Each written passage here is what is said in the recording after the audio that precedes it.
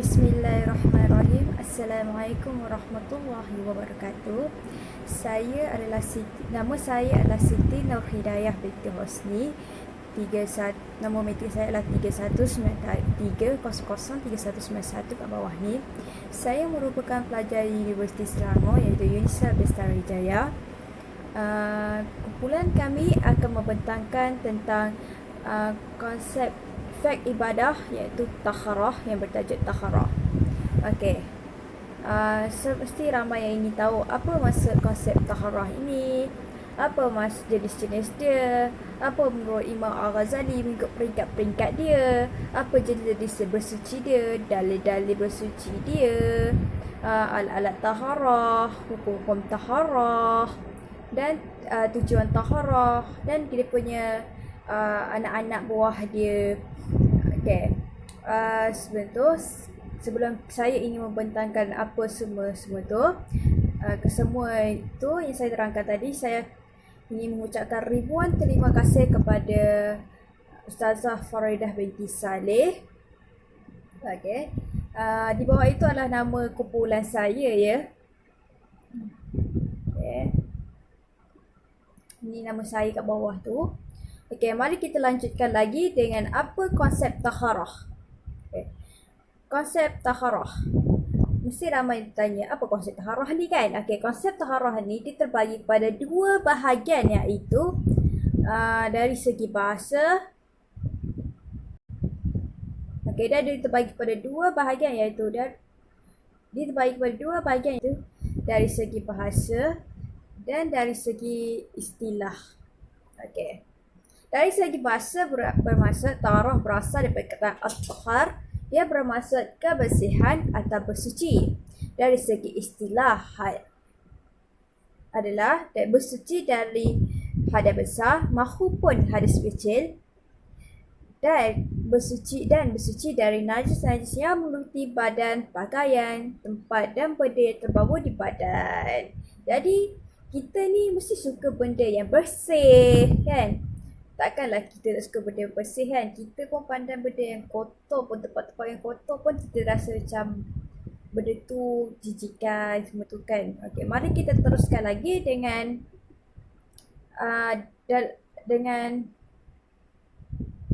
jenis-jenis taharah. Mesti ramai tanya, apa jenis-jenis taharah ni kan? Okey, jenis-jenis taharah ni kita bagi pada dua iaitu taharah lahir dan taharah batin.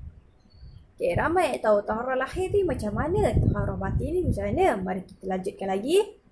Taharah lahir ni ialah maksud taharah suci dari najis dan hadas yang dapat hilang dicuci dengan air mutlak. Okay. Dan cara menyucikannya adalah dengan berwuduk, mandi dan tayamum. Maksud di sini, taharah lahir ni daripada kotoran dari badan kita. Sebab itu seperti kita kotor tangan kita kotor ke, atau kita kalau dalam air solat iaitu kita terkentut atau terbuang air kecil, terbuang air besar, jadi terbatalnya kita punya wuduk kita. Jadi kita caranya adalah wuduk. Kalau contohnya kita datang bulan ke atau bernifas ke, kita kena mandi wajib. Okay. Bagaimana pula kalau tak ada air? Kan? Kita kata tak ada air semua tu, kita bertayamum. Kalau tiada air, alatan dia adalah bertayamum. Tapi sebelum itu saya akan terangkan ini, barulah saya terangkan alatan-alatan taharah dia. Okay. Mari kita tahu taharah batin.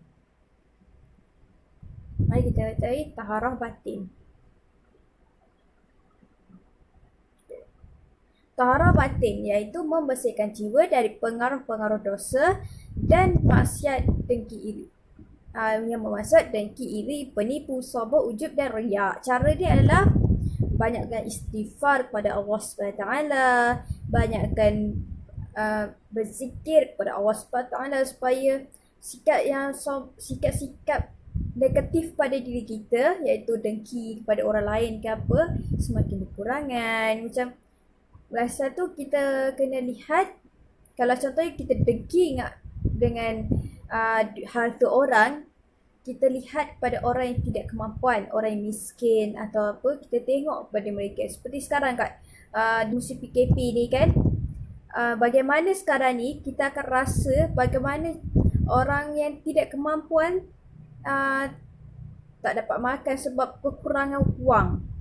Jadi di musim PKP ni kita sedar betapa kita syukur, kita sifat bersyukur bagaimana rasanya bagaimana seorang yang tidak kemampuan tak dapat makan, macam mana susahnya mereka untuk mencari duit. Begitulah di musim PKP. Okey, kita teruskan lagi. Okey, menurut Imam Al-Ghazali, berdasarkan kitab Ihya Ulumuddin, bersih terbagi kepada 4. Okey. Pertama adalah menyucikan anggota-anggota lahir daripada hadas-hadas, anasir-anasir jahat dan kelebih-kelebihan yang tidak perlu. Kedua, menyucikan anggota-anggota badan dari perbuatan-perbuatan salah dan dosa. Yang ketiga, menyucikan hati dari akhlak yang terkeji dan kelakuan yang dibenci dan terkutuk.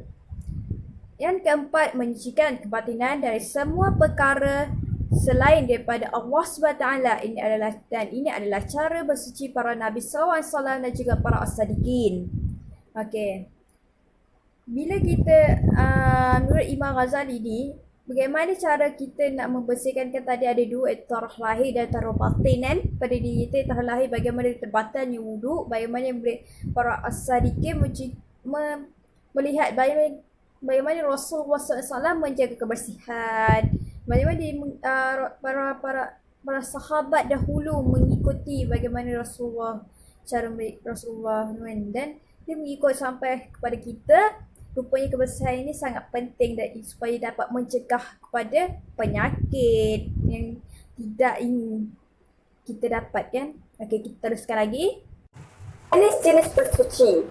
Mesti ramai tahu apa jenis bersuci kan. Mari kita teruskan. Apa jenis bersuci? Jenis bersuci dia terbagi kepada 4 bahagian, iaitu hadas kecil. Hadas kecil, apa maksudnya kan? Jadi hadas kecil ini adalah menyucikan dengan berwuduk. Golongan ini diharamkan mengerjakan solat dan menyentuh Al-Quran. Jadi hadas kecil jika kita terkentut ke, terbuang air besar ke kan, kita tak boleh solat tak diharamkan solat sebab wuduk kita terbatal. Tetapi kita boleh membaca Al-Quran. Kita tak boleh sentuh Al-Quran, kita tak boleh sentuh, tapi kita boleh membaca, melafazkan.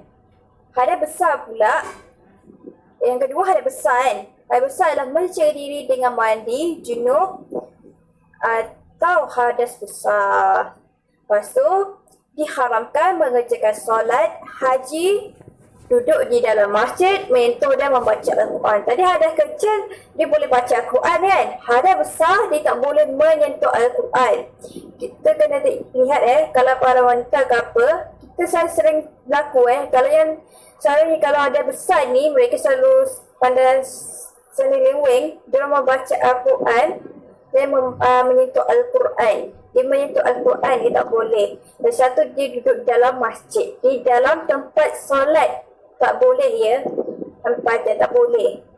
Sebab diharamkan. Sebab kita kotor. Bila tahulah bagi perempuan, kalau dia datang bulan, tak boleh masuk masjid. Sebab nanti darah kotor tu terkena dekat tempat solat. Berdosa. Okey. Yang ketiga, suci pada pakaian, alatan dapur, pinggan, mangkuk dan masjid. Pakaian hendaklah dibersihkan daripada segala najis atau sah solat.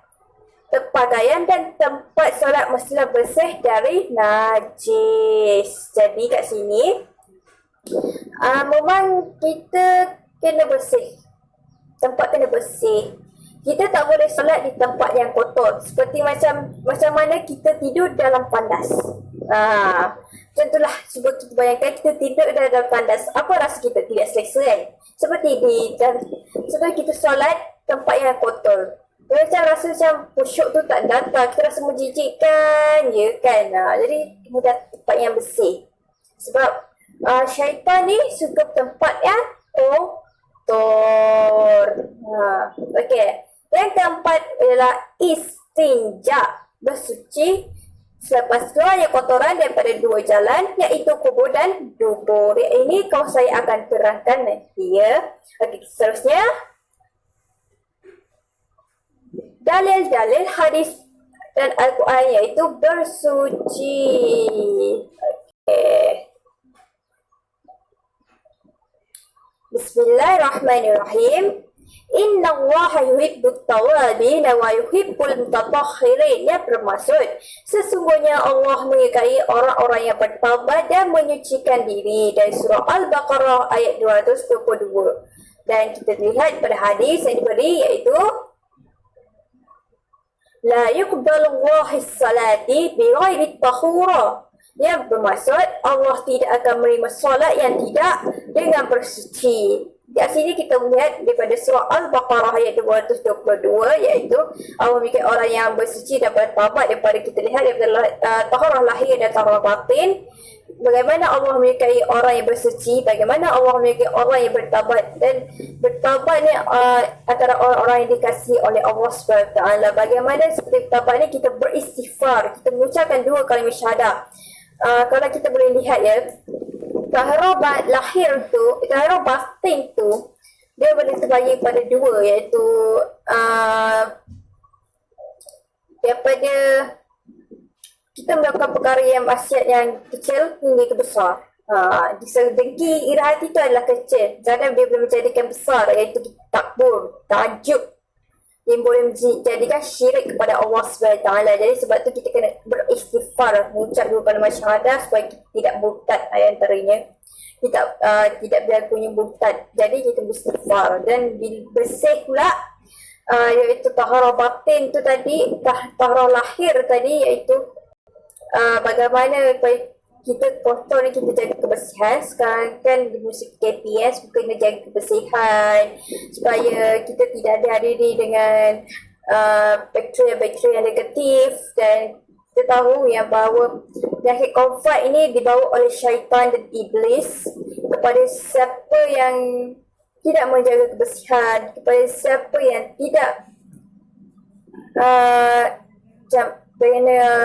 tidak menjaga kebersihan. Malah saya boleh terangkan bagaimana, saya boleh ceritakan bagaimana di satu lift tu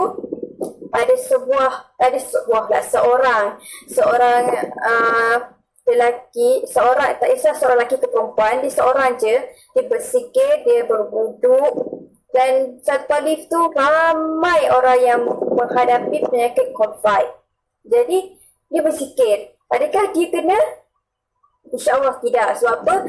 Dia berzikir, dia bertawakal kepada Allah SWT supaya Allah memberikan perlindungan kepada dia supaya tidak dijangkiti oleh penyakit COVID ini kan. Jadi insyaAllah Allah akan melindungi dia. Okey, daripada hadis ni pula, bagaimana bila kita terkentut ke apa kan, kita minggu kadang-kadang kita terkentut itu kita terpura tak batal.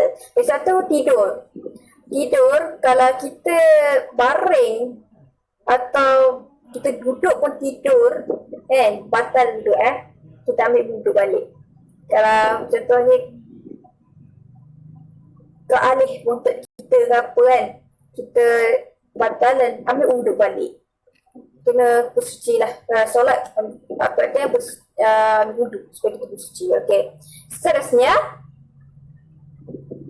alat-alatan taharah. Alat taharah ni ada 3 ya. Alatan taharah ada 3 iaitu air, debu tanah yang suci, benda-benda yang dapat menyerap kotoran, batu, kertas, tisu, kayu dan seumpamanya untuk beristinja. Okey, ambil perhatian ya. 3-3 ni alatan taharah. Okey, seterusnya adalah wajib.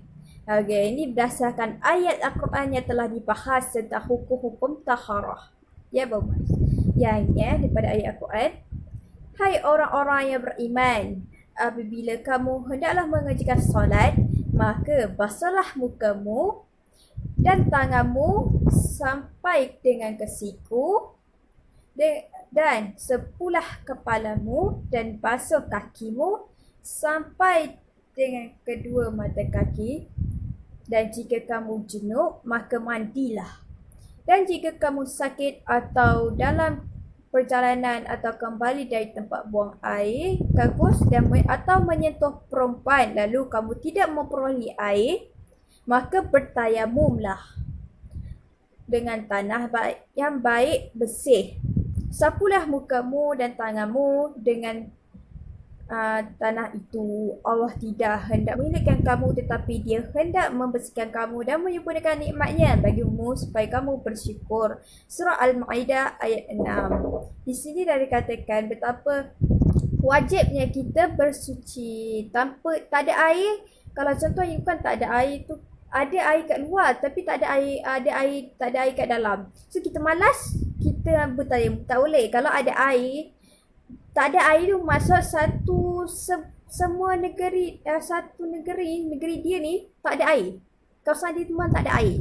Jadi caranya adalah gunakan tanah. Tanah tu tanah yang bersih, debu tanah yang bersih. Bukan debu tanah yang kotor yang memang ada najis. Tak boleh ya. Okey. Seterusnya tujuan taharah. Apa tujuan taharah ni? Mari kita ketahui. Okay. Pertama, untuk membersihkan badan, pakaian dan tempat dari hadas dan najis ketika hendak melakukan suatu ibadah. Kedua, dengan pakaian badan yang bersih, seorang itu nampak ceria dan enak dilihat oleh orang lain kerana Allah SWT juga mencintai kesucian dan kebersihan.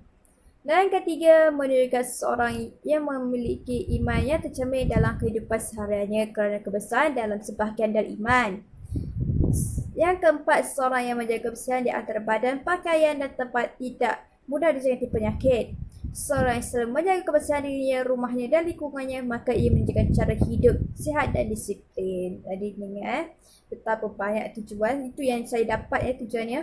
Okey, banyak lagi tujuan lain taharah ni pada diri kita, kebaikan untuk diri kita juga. Jadi kita ambil-ambillah tanggungjawab perhatian kepada ini. Saya ada hadis ya untuk ni. Rasulullah SAW bersabda, apabila seorang anak Adam meninggalkan dunia, maka akan terputus amalnya kecuali 3 perkara: sedekah jariah, ilmu yang bermanfaat dan anak yang soleh yang mendoakan kepadanya. Hadis riwayat, rasanya hadis riwayat apa? Abu Hurairah. Okey, supaya kita punya saya akan memberikan pembentangan ini kepada ya. Assalamualaikum warahmatullahi wabarakatuh. Saya Wabarakatuh Salwa Penyanyi akan menerangkan tentang jenis air dan hukum-hukumnya. Air itu terbahagi pada 4 bahagian, iaitu air mutlak, air musyammas, air mustakmal dan juga air mutanajis. Kita pergi pada air mutlak. Air mutlak ni adalah air yang suci, bersih daripada segala campuran atau air yang semula jadikan, seperti air hujan, air perigi, air mata air, air embun, air salji, air laut, semua macam tu lah. Dan air mutlak ni boleh digunakan untuk bersuci, boleh digunakan lah. Dan memang untuk bersuci memang kena guna air yang mutlak lah. Okey, seterusnya kita pergi pada air musyammas. Air musyammas ni adalah air di mana air yang dah terdedah dengan matahari ke. Okey, yang panas lah. Kenapa air ni menjadi makruh untuk digunakan? Sebab bila air ni terdedah dengan matahari, dia boleh mengakibatkan penyakit lah. Dia boleh mengakibatkan mudaratan kepada manusia dan haiwan kan. Jadi airnya suci tapi makruh lah untuk digunakan. Okey, seterusnya adalah air mutanajis. Okey, air mutanajis tu di mana bermaksud adalah air yang mana termasuk najis lah dekat dalam satu air tu kan. Dan sekiranya air tu adalah kurang daripada 2 pola, sama ada dia tidak berubah warna, berubah rasa, ataupun dia berubah warna ataupun dia berubah rasa, dia tetap air mutanajis. Tapi sekiranya dia adalah lebih daripada 2 pola, dia tidak sekiranya tidak berubah warna, rasa semua tu, dia masih lagi air yang bersih lah. Tapi jika dia telah berubah warna, rasa, bau semua tu, jadi dia tetap adalah air mutanajis. Air mutanajis ni tidak dapat digunakan lah sebab dia adalah tidak bersih lah, tidak suci. Ini okey, seterusnya adalah air mustakmal, di mana air mustakmal ni adalah air yang telah digunakan lah, ataupun air di mana kita gunakan untuk berwuduk, dan bila mana air yang kita gunakan untuk berwuduk tu telah bercerai daripada badan kita, jadi daripada anggota badan kita, jadi benda tu adalah air mustakmal. Seterusnya adalah air yang bercampur. Okay, air yang bercampur ni ataupun air yang berubah ni terbagi kepada dua, iaitu terdiri dan isi. Yang mana terdiri ni adalah air yang dapat berubah, yang berubah pada terdiri, tapi tak dapat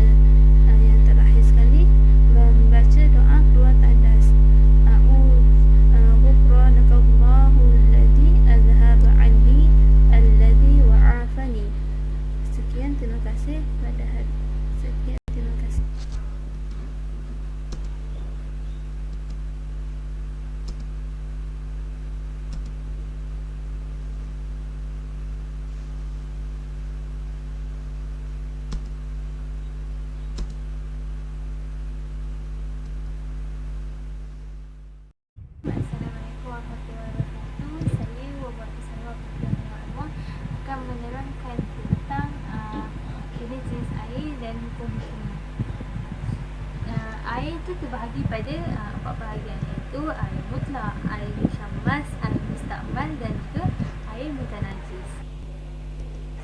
Kita pergi kepada air mutlak. Air mutlak ni adalah air yang suci, bersih daripada segala campuran ataupun air yang semula jadikan, seperti air hujan, air perigi, air mata air, air embun, air salji, air laut, semua macam tu lah. Dan air mutlak ni boleh digunakan untuk bersuci, boleh digunakan lah. Dan memang untuk bersuci memang kena guna air yang mutlak lah. Okey, seterusnya kita pergi pada air musyammas. Air musyammas ni adalah air di mana air yang dah terdedah dengan matahari ke. Okey, yang panas lah. Kenapa air ni menjadi makruh untuk digunakan? Sebab bila air ni terdedah dengan matahari, dia boleh mengakibatkan penyakit lah. Dia boleh mengakibatkan mudaratan kepada manusia dan haiwan kan. Jadi airnya suci tapi makruh lah untuk digunakan. Okey, seterusnya adalah air mutanajis. Air mutanajis tu di mana bermaksud adalah air yang mana telah termasuk najis lah dekat dalam satu air tu kan. Dan sekiranya air tu adalah kurang daripada 2 polar, sama ada dia tidak berubah warna, berubah rasa, ataupun dia berubah warna ataupun dia berubah rasa, dia tetap air mutanajis. Tapi sekiranya dia adalah lebih daripada 2 polar, dia tidak, sekiranya tidak berubah warna, rasa semua tu, dia masih lagi air yang bersih lah. Tapi jika dia telah berubah warna, rasa, bau semua tu, jadi dia tetap adalah air mutanajis. Dan air mutanajis ni tidak dapat digunakan lah, sebab dia adalah tidak bersih lah, tidak suci. Okey, seterusnya adalah air mustakmal, di mana air mustakmal ni adalah air yang telah digunakan lah, ataupun air di mana kita gunakan untuk berwuduk, dan bila mana air yang kita gunakan untuk berwuduk tu telah bercerai daripada badan kita, jadi daripada anggota badan kita, jadi benda tu adalah air mustakmal. Seterusnya adalah air yang bercampur. Okay, air yang bercampur ni ataupun air yang berubah ni terbagi kepada 2, iaitu takdiri dan hissi. Yang mana takdiri ni adalah air yang dapat berubah, yang berubah pada takdiri, tapi tak nampak pun perubahan itu.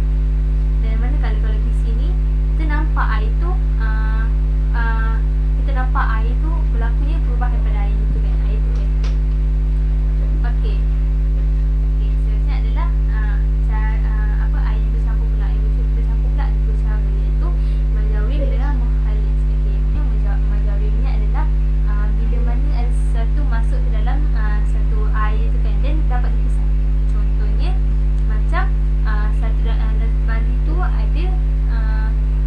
ada kayu cendana masuk, dan bila kita dapatkan pisahkan, maksudnya kita dapat buangkan kayu tu keluar kan, macam tu lah.